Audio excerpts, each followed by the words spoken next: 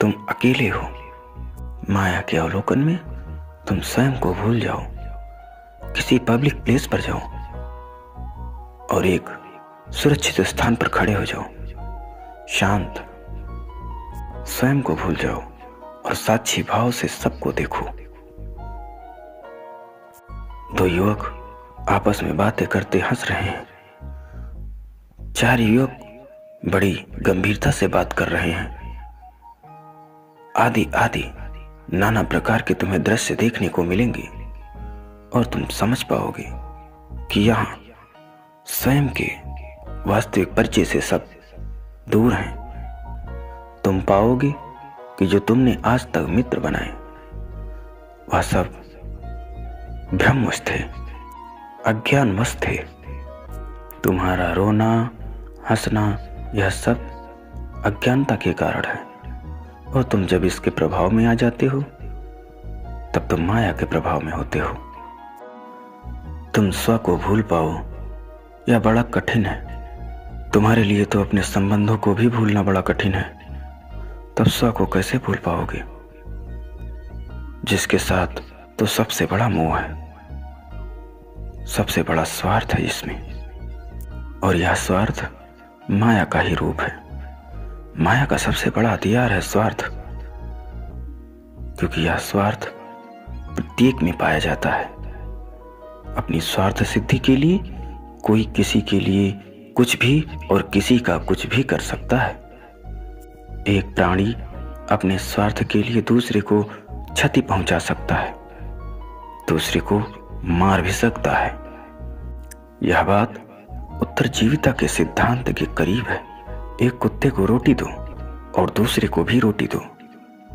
जो कुत्ता बलवान होगा अपनी रोटी तो खा लेगा, परंतु दूसरे की भी छीनने का प्रयास करेगा, भरसक प्रयास करेगा। और जो स्वार्थ सिद्धि में श्रेष्ठ है वही आगे तक जाएगा। इसके कई उदाहरण हैं। स्वार्थ तो मात्र एक शब्द है, इसका भाव बड़ा पावरफुल है। स्वार्थ तो मात्र एक शब्द है, इसका भाव बड़ा पावरफुल है। यह भाव जहां उठता है वहां इसकी पूर्ति 100% संभव है। हाँ, वह सिद्धि स्थायी रहे या ना रहे, वह स्थायी ना रहे यह सही है। सब गतिमान है यह भी पूर्ण सत्य नहीं है, क्योंकि जो इसे गतिशील किए हुए है वह स्थिर जरूर होगा। एक चक्र को देखा, उसका जो बाहरी हिस्सा होता है वह बड़ी तेज से घूमता है, और जो उसका केंद्र होता है वह धीरे घूमता है, और जो मेन केंद्र होता है वह घूमता ही नहीं, वह स्थिर रहता है। उसी के सहारे तो सब घूम रहे हैं। तो यह कहना अनुचित है कि सब कुछ घूम रहा है। घुमाने वाला तो स्थिर है। तो माया बड़ी शक्तिशाली है। तुम तब तक वही देख पाते हो जो तुम्हें माया दिखाती है। जब तक तुम माया के चंगुल में फंसे हुए हो। एक बात बड़ी गौर करने की है, माया तुम्हें उस तक नहीं पहुंचने देती जो तुम्हारा सृष्टा है, जो परम ब्रह्म है। तुम्हारे कई कार्य पूर्ण होने पर तुम माया को ही भगवान समझने लगते हो। यह अज्ञानवश है। माया तुम्हें उलझाने में कोई कसर नहीं छोड़ती। वह तुम्हारी इच्छाओं को पूरी करती है। तुम्हारी जो स्वार्थ सिद्धि की इच्छाएं हैं वो तो जरूर पूरी करती हैं। एक व्यक्ति ने अपने पड़ोसी का अहित चाहा और उसका अहित हो गया इत्तेफाक से, पर उस व्यक्ति ने सोचा कि ईश्वर ने यह सब किया है, और वह उसी को ईश्वर समझने लगता है। तो माया बड़ी शक्तिशाली है। शंकर माया को अनिर्वचनीय मानते हैं, अर्थात वह है और नहीं भी है। न वह सत है न वह असत। माया शब्द का अर्थ है जिस चीज में मन अटकता है वह माया है। माया शब्द का मतलब है जिस किसी भी चीज में तुम्हारा मन अटक जाए वह माया का ही अंग है। माया के रूपों में शरीर की संवेदना, शरीर की बुद्धि, संसार और अविद्या, यह सब माया के रूप हैं। माया दृष्टि भ्रम है। यदि तुम गेहूं काटो और उन्हें पिसाकर आटा बना लो और उनकी रोटी बना लो, तब फिर कहाँ गेहूं नजर आएगा और कहाँ आटा? नजर तो मात्र रोटी आएगी। माया एक ऐसी शक्ति है जो हमें किसी चीज से बांधे रखती है, आकर्षित करती है और उसे जोड़े रखती है। अविद्या माया का ही नाम है। माया से मुक्ति पाने के लिए सच जानना और ब्रह्म में एकाकी भाव होना बहुत जरूरी है।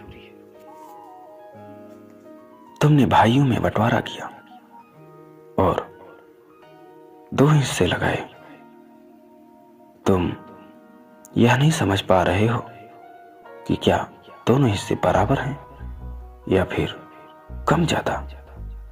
यदि तुम्हें इसका भय होता है कि एक हिस्सा थोड़ा कम मालूम होता है, तब तुम अपनत्व के खातिर छोटा हिस्सा स्वीकार कर लेते हो जो माया का ही रूप है। तुम यह सोचने लगते हो कि मैंने नेक काम किया, पर तुम यह भूल जाते हो कि वह काम तुमने नहीं किया, तुमसे कराया गया है। तुम्हारे डर ने कराया, तुम्हारे सिद्धांतों ने कराया, वह कार्य तुमने नहीं किया। तुमने छोटा हिस्सा स्वीकार तो कर लिया, पर तुमने अपने हिस्से के साथ भी अन्याय किया। तुमने स्वयं के साथ अन्याय किया क्योंकि तुमने एक हिस्सा बड़ा लगा दिया और एक छोटा लगा दिया।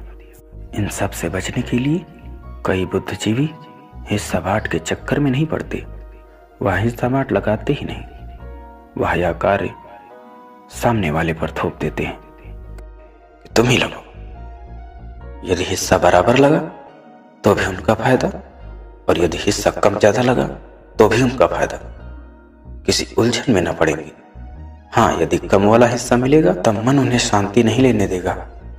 मन क्या, उनके परिवार वाले भी शांति से नहीं बैठेंगे। वो कहेंगे तुमने तो छोटा हिस्सा ले लिया।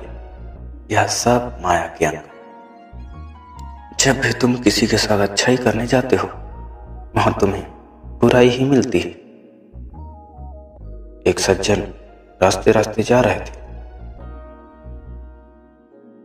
और पास के ही खेत में देखते हैं कि जानवर फसल बर्बाद कर रहे हैं। उनके मन में तो दया आती है उस किसान के प्रति, उस खेतिहर के प्रति जिसने उस खेत में फसल को बोया है, उगाया है, फसल को पाला है, और वो दयावश चल देते हैं जानवरों को हाँकने के लिए।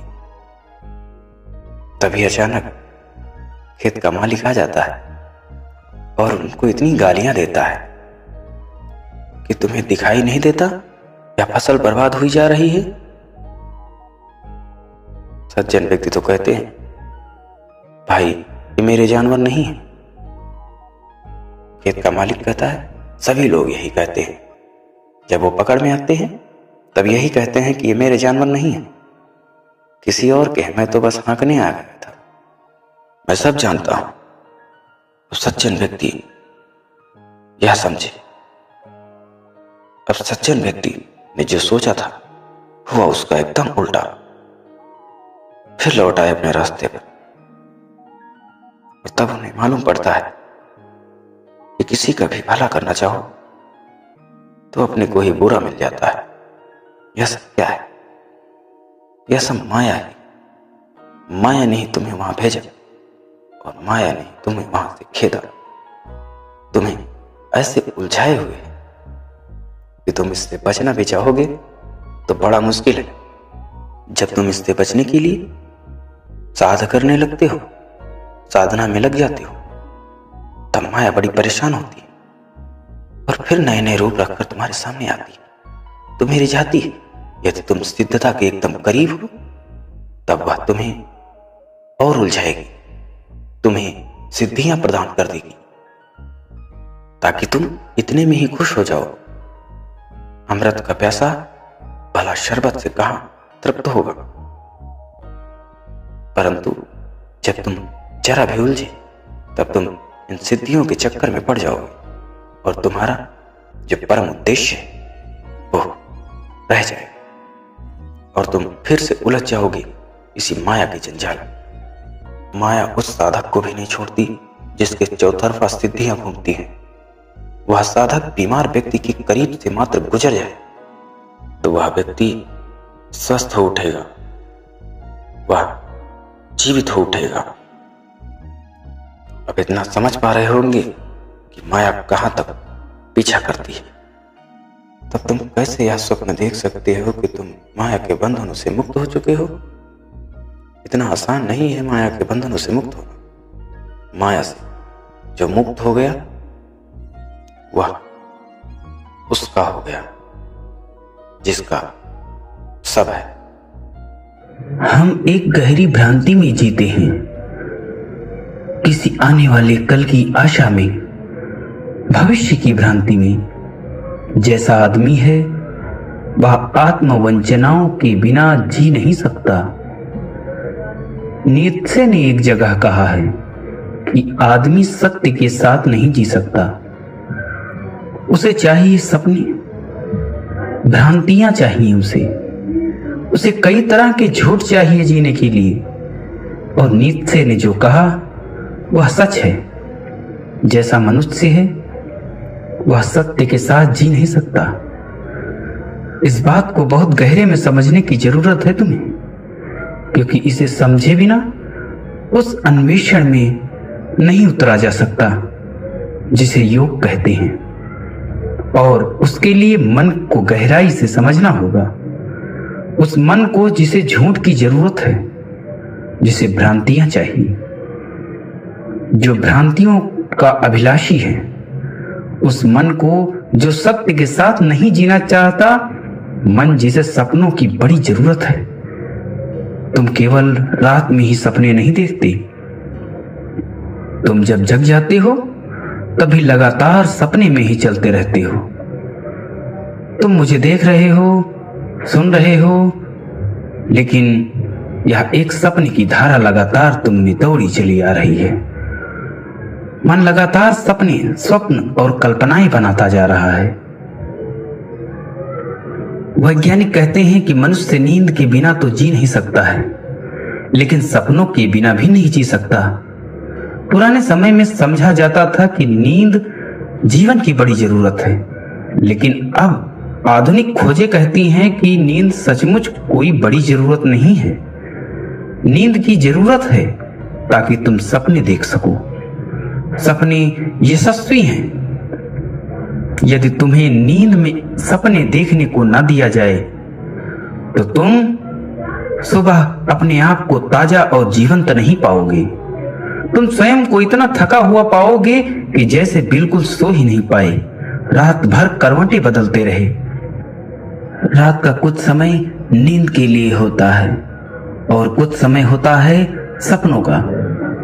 एक आवर्तन है, एक लय है, जैसे रात और दिन आने जाने की लय है। आरंभ में तुम गहरी नींद में उतर जाते हो, यही कोई 40 से 45 मिनट के लिए। फिर स्वप्नावस्था प्रारंभ होती है और तुम सपने देखने लगते हो। फिर स्वप्न ही निद्रा आ जाती है और उसके बाद फिर तुम सपने देखने लगते हो। सारी रात यह क्रम चलता रहता है। अब इन बातों को बाहर से भी जाना जा सकता है। यदि कोई सो रहा है तो तुम जान सकते हो कि वह सपने देख रहा है या नहीं। अगर वह सपने देख रहा है तो उसकी आंखें लगातार गतिमान हो रही होंगी, मानो वह बंद आंखों से कुछ देख रहा है। जब वह स्वप्न रहित नींद में है तो उसकी आंखें गतिमान नहीं होंगी, ठहरी हुई होंगी।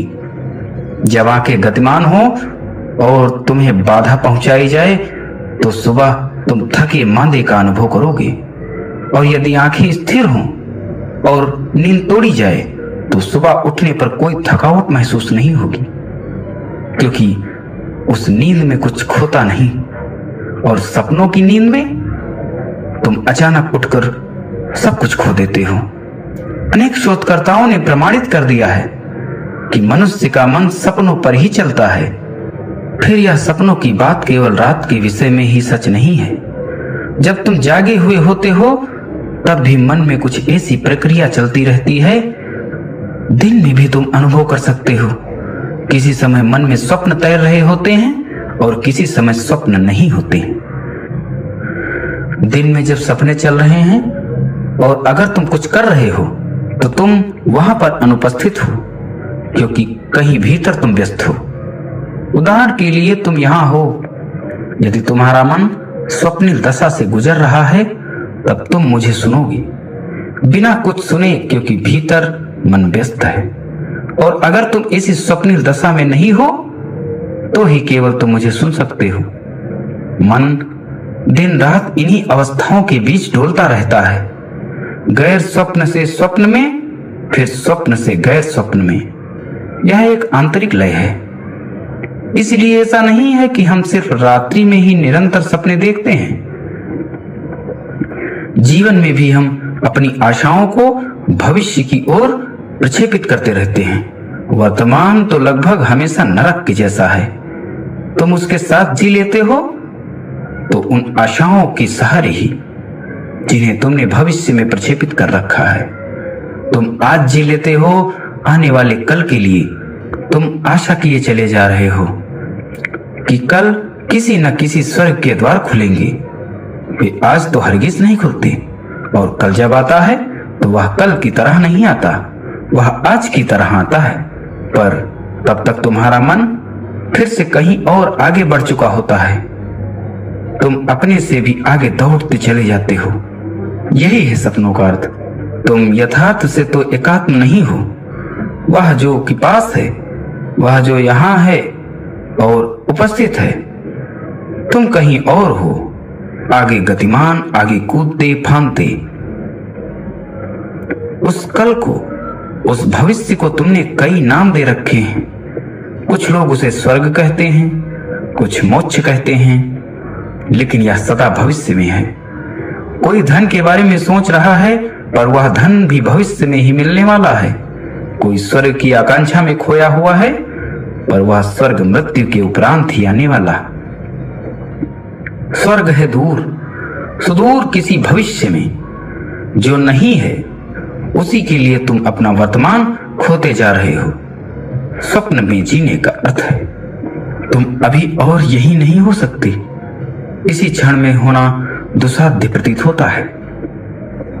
तुम अतीत में जी सकते हो, क्योंकि वह भी स्वप्नवत है। उन बातों की स्मृतियां, यादें जो अब नहीं हैं।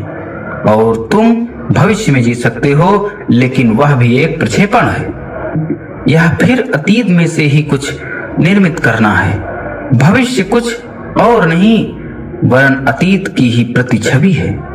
ज्यादा रंगीन, ज्यादा सुंदर, ज्यादा खुशनुमा, लेकिन वह तो अतीत का ही है परिष्कृत स्वप्न। तुम अतीत के सिवा किसी चीज के बारे में सोच नहीं सकते, और भविष्य भी अतीत की ही प्रतिछाया है। न तो अतीत अस्तित्वगत है और न भविष्य है, तो वर्तमान ही, लेकिन तुम कभी उसमें नहीं होते। यही है सपनों में जीने का अर्थ। तो नीत्शे ने सही कहा है जब वह कहता है कि मनुष्य सत्य के संग नहीं जी सकता, उसे झूठ चाहिए, उसी के सहारे वह जी सकता है। नीत्शे कहता है कि हम सब कहे जाते हैं कि हमें सत्य चाहिए, लेकिन कोई सत्य नहीं चाहता। हमारे तथाकथित सत्य कुछ और नहीं, झूठ ही है। सुंदर झूठ नग्न वास्तविकता को देखने को तैयार नहीं है। यह जो मन है वह योग के पथ पर प्रवेश नहीं कर सकता, क्योंकि योग सत्य को उद्घाटित करने की एक पद्धति है। योग तो एक विधि है स्वप्न विहीन मन तक पहुंचने की। योग विज्ञान है अभी और यहां होने का। योग का अर्थ है कि तुम तैयार हो कि भविष्य की कल्पना ना करोगे। इसका अर्थ है कि तुम्हारी वह अवस्था है कि अब तुम आशाएं न बांधोगे, न स्वयं की सत्ता से वर्तमान क्षण से आगे छलांग न लगाओगे। योग का अर्थ है कि सत्य का साक्षात्कार जैसा वह है। इसीलिए योग के मार्ग में वही प्रवेश कर सकता है जो अपने मन से जैसा वह है बिल्कुल थक गया हो, निराश हो गया हो। यदि तुम अब भी आशा लिए चल रहे हो कि तुम मन द्वारा कुछ न कुछ पालोगे, तो योग का यह पथ तुम्हारे लिए नहीं है। समग्र पराजय का भाव चाहिए। इस सत्य का रहस्योद्घाटन कि यह मन जो आशाओं को पक्के रखता है, यह मन जो प्रक्षेपण करता है, यह व्यर्थ है, यह निरर्थक है और यह कहीं नहीं ले जाता। यह मन तुम्हारी आंख बंद कर देता है, तुम्हें मूर्छित कर देता है और कभी भी सत्य तुम्हें प्रकट हो इसका कोई मौका नहीं देता। यह मन तुम्हें सत्य से बचाता है। तुम्हारा मन एक नशा है, मन उसके विरुद्ध है। इसलिए जब तक तुम अपने मन को, अपने अब तक के होने के ढंग को पूरी तरह व्यग्र न हुआ जान लो, जब तक इस मन को तुम बेशर्त छोड़ न सको, तब तक तुम योग के मार्ग में प्रवेश नहीं कर सकते। कई व्यक्ति योग में उत्सुक होते हैं, लेकिन बहुत कम ही लोग योग में प्रवेश कर पाते हैं, क्योंकि तुम्हारी रुचि भी मन के कारण ही बनती है। शायद तुम आशा बनाते हो कि अब योग के द्वारा तुम कुछ पालोगे। कुछ पाने का प्रयोजन तो बना ही रहता है। तुम सोचते हो कि शायद योग तुम्हें संपूर्ण योगी बना देगा, तुम आनंदपूर्ण अवस्था तक पहुंच जाओगे, तुम ब्रह्म में लीन हो जाओगे।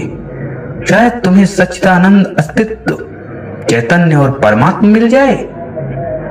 और अगर यही बातें योग के रस में लेने का, अभिरुचि बनाने का कारण है, तो कभी भी तुम्हारा मिलन उसके पथ से नहीं हो सकता जिसे योग कहते हैं। इस मनोदशा में तुम इस मार्ग की पूर्णता विरुद्ध हो, तो तुम बिल्कुल ही विपरीत दशा में चल रहे हो।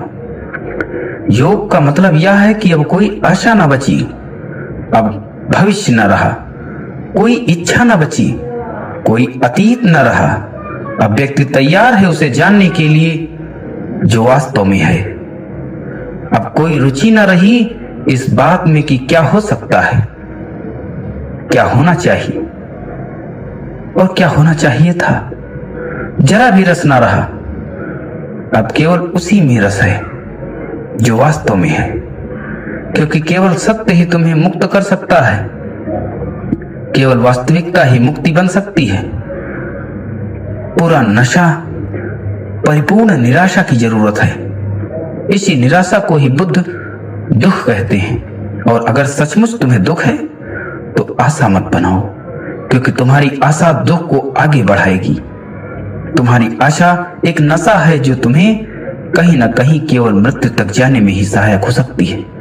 तुम्हारी सारी आशाएं तुम्हें केवल मृत्यु तक पहुंचाएंगी। वे तुम्हें वहीं ले जा रही हैं। पूर्ण स्वप्न से आशा रहित हो जाओ। सपने देखना बंद कर दो। अगर कोई भविष्य नहीं बचता तो कोई आशा नहीं बचती।